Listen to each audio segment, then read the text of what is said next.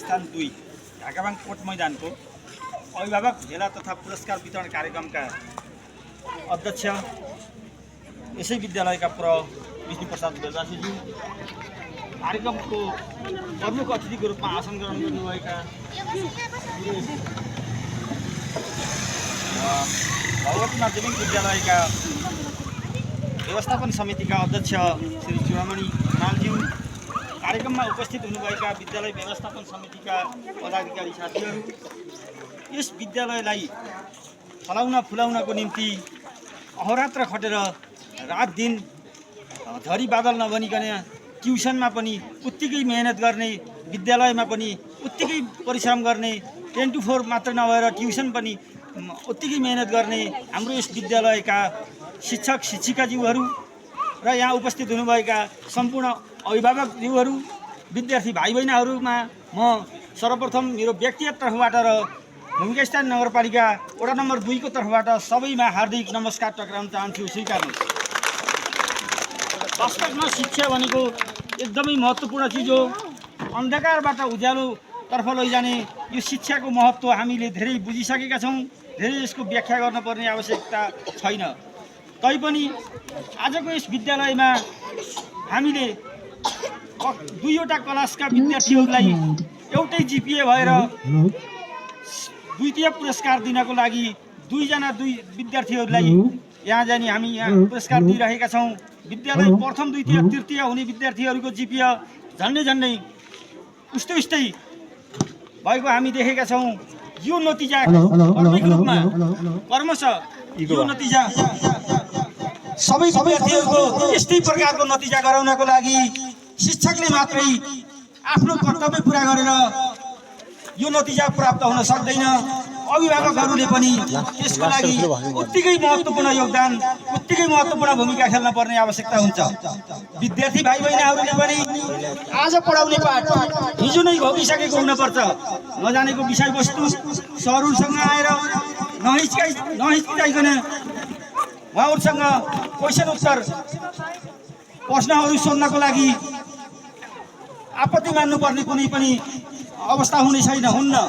यस विद्यालयमा हामीले यस विद्यालयलाई भूमिका स्थान नगरपालिकाको पहिलो विद्यालयको रूपमा परिणत गर्नको लागि जुन किसिमको जमर्को गरेका छौँ त्यो अझै पनि सफल हुन सकेको छैन। त्यसको लागि विद्यार्थी, शिक्षक, अभिभावक र व्यवस्थापन समितिको एउटै मिलेमतो र एउटै प्रकारको उत्साह हुन पर्नेछ। विद्यार्थी भाइ बहिनीहरूलाई, सानो भाइ बहिनीहरूलाई अभिभावकहरूले मोबाइल दिने, टिकटक बनाउने, टिकटकमा रमाउने गरियो भने विद्यार्थीहरू कहिले पनि सफल हुँदैन। विद्यार्थीलाई कापी र कलम दिनुहोस्, पुस्तक दिनुहोस्, उसको ह्यान्डराइटिङ कस्तो छ, उसको ह्यान्डराइटिङमा अशुद्ध के छ त्यो पनि अभिभावकहरूले अत्यन्तै निहालेर हेर्नको लागि आवश्यकता पर्ने हुन्छ।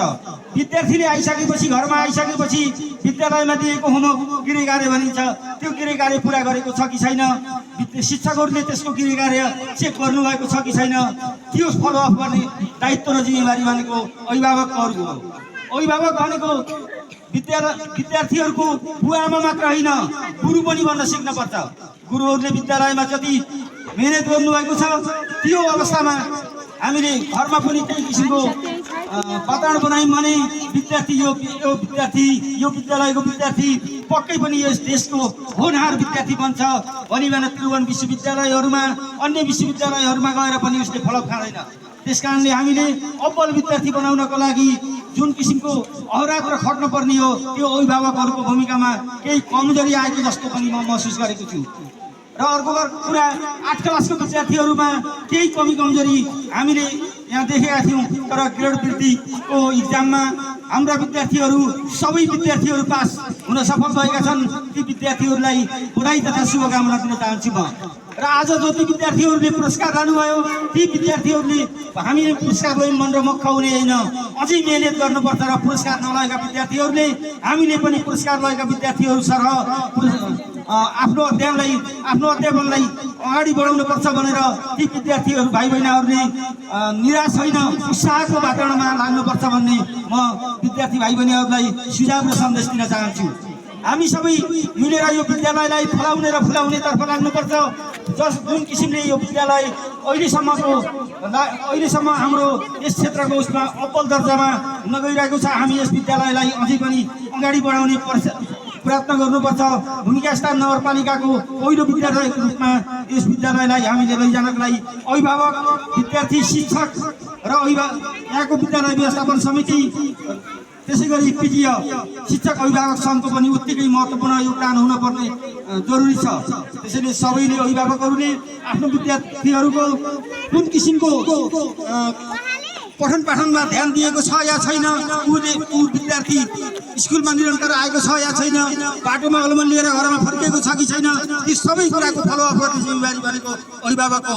यदि विद्यार्थीले आफूले भनेका कुराहरू केही कुराहरू कमजोरी गर्यो भने शिक्षकहरूसँग आएर यस विद्यालयमा आएर सरहरूसँग आएर पनि ती कुराहरू फलोअप गर्न सक्नुपर्ने अवस्था हुन्छ। त्यसैले सम्पूर्ण विद्यार्थी भाइ बहिनी र शिक्षकहरूलाई मैले आजको नतिजाको प्रकाशन गर्दाको समयमा सबैलाई म विद्यार्थी भाइ बहिनीदेखि लिएर यस विद्यालयका शिक्षिका सबैलाई हार्दिक शुभकामना तथा म आभार व्यक्त गर्न चाहन्छु। त्यसै गरी यहाँ उपस्थित हुनुभएका अभिभावकहरू र उपस्थित नहुनुभएका अभिभावकहरूले पनि विद्यालयमा निरन्तर रूपमा आफ्ना विद्यार्थीहरूको पठन पाठनको बारेमा चिन्ता र चासो व्यक्त गर्नुहुनेछ भन्ने मैले यहाँहरूसँग आशा गरेको छु। त्यसपछि हामी अर्को हाम्रो कुरा के भन्न चाहन्छु भने हाम्रो भूमिका स्थान नगरपालिकाले नेपाल सरकारको नियम नीति अनुसार केही नीति फेरबदल गरेको छ।